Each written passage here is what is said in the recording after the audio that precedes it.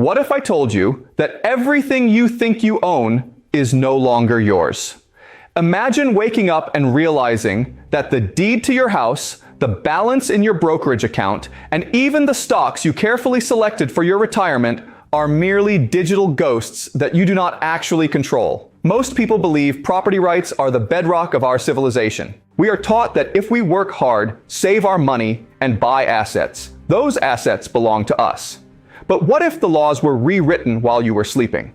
What if the very definition of ownership was altered by a few lines of obscure legal code that effectively turned you from an owner into a mere guest? Today, we are witnessing the Great Confiscation. This is not a theory or a prediction for the distant future.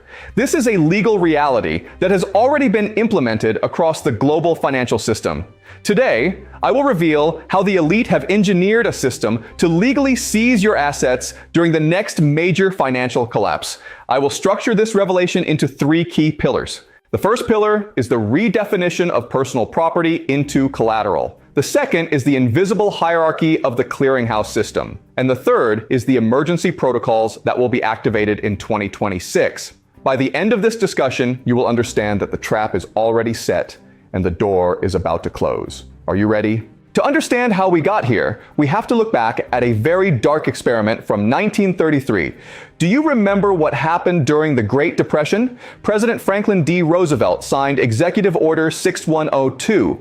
This order essentially criminalized the possession of monetary gold by any individual, partnership, association, or corporation. People were forced to hand over their gold to the Federal Reserve in exchange for paper currency.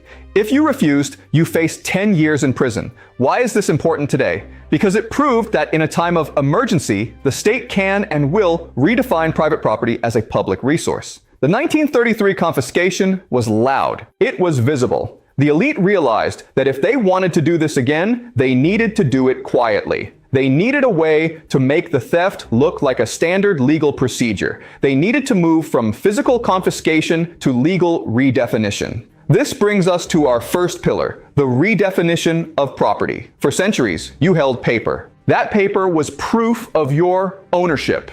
It was yours. But in the late 20th century, the financial system decided that paper was too slow.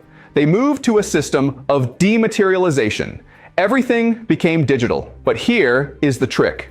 When your assets became digital, they didn't just change form, they changed legal status. In the United States and across most G7 nations, a set of laws called the Uniform Commercial Code, specifically Article 8, was quietly amended. These amendments created a new legal category for your assets. You are no longer the owner of your stocks or bonds. Instead, you are an entitlement holder. Do you understand the difference? Think of it like this. Imagine you go to a high-end restaurant and you give your coat to the cloakroom attendant. They give you a ticket. In your mind, you still own the coat. But according to the legal fine print of the cloakroom, you only own a claim to a coat. If the restaurant goes bankrupt that night, the creditors don't care. They see a room full of expensive coats and they seize them to pay the restaurant's debts. You are left standing in the cold with a piece of paper that is worth nothing. This is exactly what has happened to your brokerage account. You don't own the stocks. The brokerage firm owns the security entitlement, and you are just a beneficiary.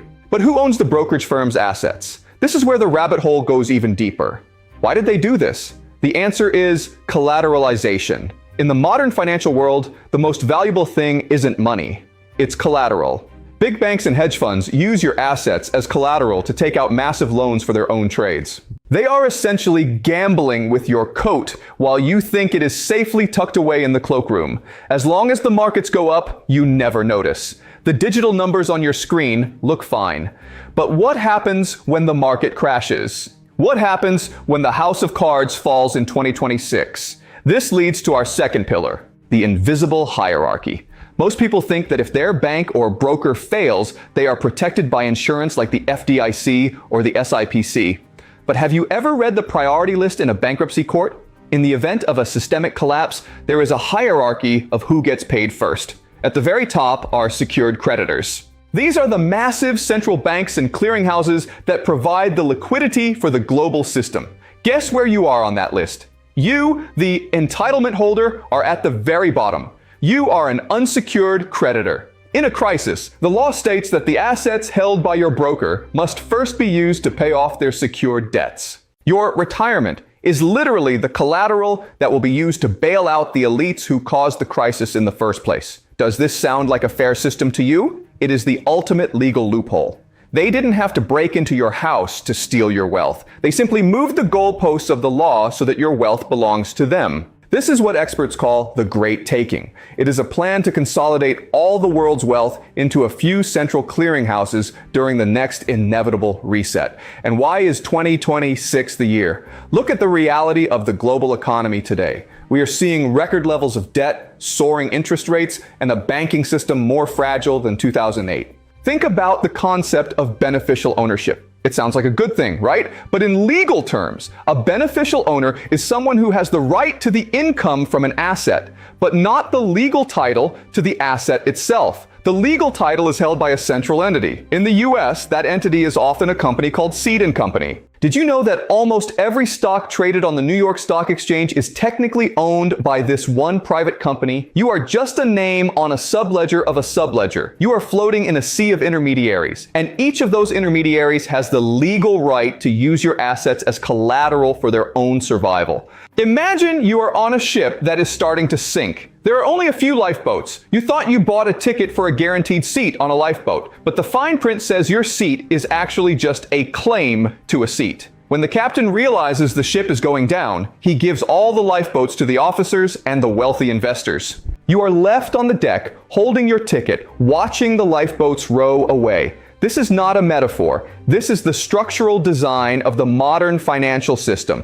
The lifeboats are the clearinghouses, and the officers are the central bankers. You are the passenger who is about to be confiscated. CBDCs are pushing this further. Why are they pushing for CBDCs? Because physical cash and physical assets are harder to seize. If you have cash under your mattress, they have to physically come to your house. But if that is a digital entry legally defined as collateral, they can take it with a single keystroke. They can freeze your access for the stability of the nation. We saw a preview of this in 2022 when governments froze bank accounts of protesters. Your access to your assets is now a privilege, not a right. Why is this terrifying? Because it removes the exit from the system. In a traditional economy, you could buy something tangible, but they are closing the loops, building a digital cage. Guess what happens when the next emergency is declared? The state will activate emergency bail-in protocols. These are laws that have already been passed in the US, EU, and UK. They allow banks to officially seize their depositors' funds to save themselves. They don't need a taxpayer bailout anymore. They can just use your savings. They will tell you that you are a hero for saving the system. They will give you shares in a bankrupt bank in exchange for your cash. This is the third pillar of the trap, and it is the most dangerous because it is legal. But there is one final piece. The Central Counterparty, or CCP. These giant entities stand in the middle of every trade. They were created after 2008 to reduce risk, but they have become the ultimate points of failure. They are the super banks that own everything. In a crisis, the law says CCPs have absolute priority over everyone else. Even the government cannot stop them. They are the ultimate owners of the world's collateral. Who owns them? Who are the people behind the entities that have a legal claim to every stock, bond, and bank account on the planet? Think about this carefully. If a system is designed to fail, and the rules of that failure move your assets to the top, was it ever your property? You are currently disowned. You are living in a state of legal vulnerability. As we approach the volatility of 2026, the elite are preparing to pull the trigger. There is a secret mechanism known as the safe harbor provisions for derivatives. In a normal legal proceeding, there is an automatic stay, a pause button for fairness. But specifically for the elite's bets, the laws were changed to create a special exit. Under these safe harbor provisions, derivatives are exempt from the automatic stay. This means when a financial institution begins to fail, the counterparties, the other giant banks, have the legal right to immediately seize the collateral. They don't have to wait for a judge. They simply take the assets and run while the doors are still locked for you. Why protect a gambler's bet over a family's savings? To understand this, we look at the philosophy of systemic stability. Regulators argue that if they didn't allow this, the entire system would freeze up in a chain reaction of defaults. They believe saving the plumbing is more important than protecting you. You are just liquidity. In their view, you are not a person with rights. You are a source of liquidity for the maintenance of the machine. This is the ultimate expression of the too big to fail doctrine, but it has been expanded. Now, it is the entire derivatives market, estimated to be worth over $1 quadrillion, a number almost impossible to visualize. Imagine a stack of dollar bills reaching from the earth to the sun and back several times. That is the size of the bet, and your assets are the chips on the table. When the house starts to lose, they don't lose their money. They simply reach over and take your chips to stay in the game. Do you see the pattern here? This is global. This brings us to the Global Resolution Authority. Following 2008, the Financial Stability Board, or FSB, was created. They developed a strategy called Single Point of Entry Resolution. This plan ensures that when a global megabank fails, it can be resolved by bailing in the creditors. And under Article 8, you are a creditor. The FSB has coordinated these laws across the G20 nations. There is nowhere to hide. Move your money to London or Tokyo. You are still subject to the same single point of entry rules. Think of it like a global electricity grid. If one power plant fails, the system automatically draws power from every other house to keep the lights on. In the 2026 scenario, your bank account is the house on the grid, and the central command center is the global clearinghouse. They have created a perfectly synchronized system of seizure to prevent capital flight. They have closed the borders of the financial world. Now, let's look at the third pillar, the final act of tokenization. We are currently seeing a massive push to turn every physical asset into a digital token on a blockchain. This is marketed as efficiency. But what is a token, really? In the eyes of the law, a token is just another security entitlement. By moving real estate and private ownership into tokens, they bring them under Article 8. They are taking things that were once hard and private and turning them into soft digital entries. If you own a physical piece of land with a paper deed, it is hard for a clearinghouse in a distant city to seize it. But if that land is tokenized, it can be swept up in the same safe harbor seizure. This is the transition to systemic resources. Imagine a lending library. A company digitizes your books for free convenience. You give them the physical copies, and they give you a digital login. One day, the company gets into trouble and sells the library rights. That third party deletes your account. Your shelf is empty. You traded the hard asset for a convenient claim and lost everything. You traded the hard asset for the convenient claim. This is the tokenization of everything, the final stage of the disownership of the human race. So, why 2026? Why the urgency? We are reaching the end of the long-term debt cycle. Debt has reached a point where it can no longer be serviced by economic growth. Interest is eating productivity. There are only two ways out: hyperinflationary collapse or massive systemic default.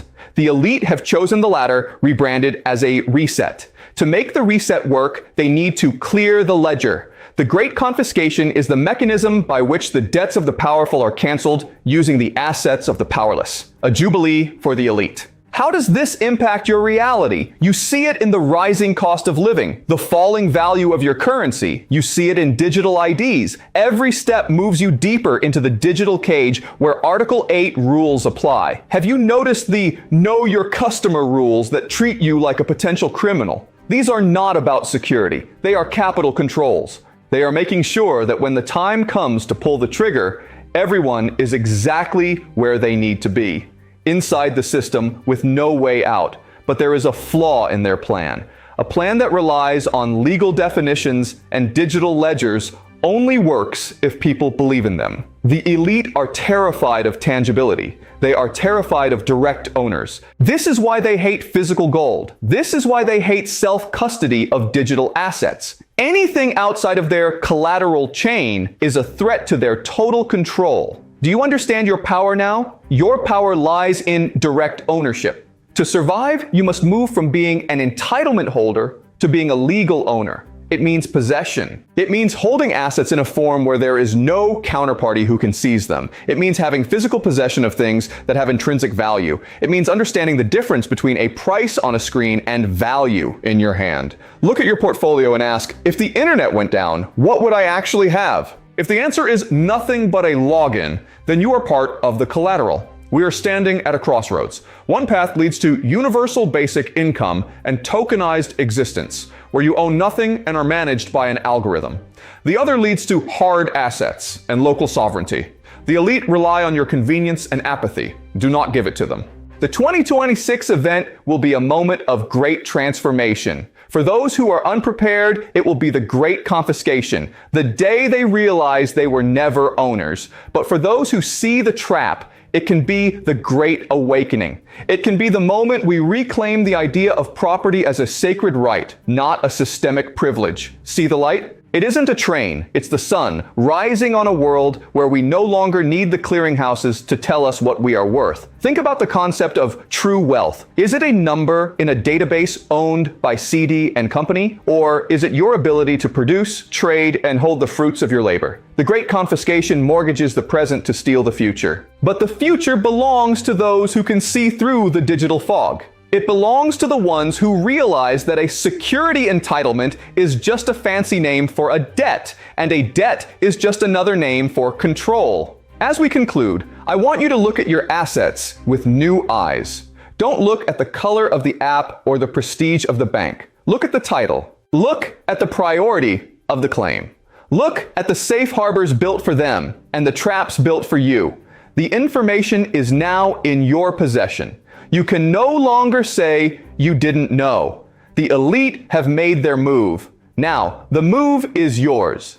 Will you remain a beneficiary of their system or the master of your own? Stay curious, stay vigilant. Remember, in a world of digital ghosts, the only thing that is real is what you can hold in your own two hands. Your journey toward true ownership is just beginning. Make sure you are the one holding the deed when the curtain falls. Do you understand? The trap is only a trap if you stay in the cage. It's time to step out. Thank you for watching.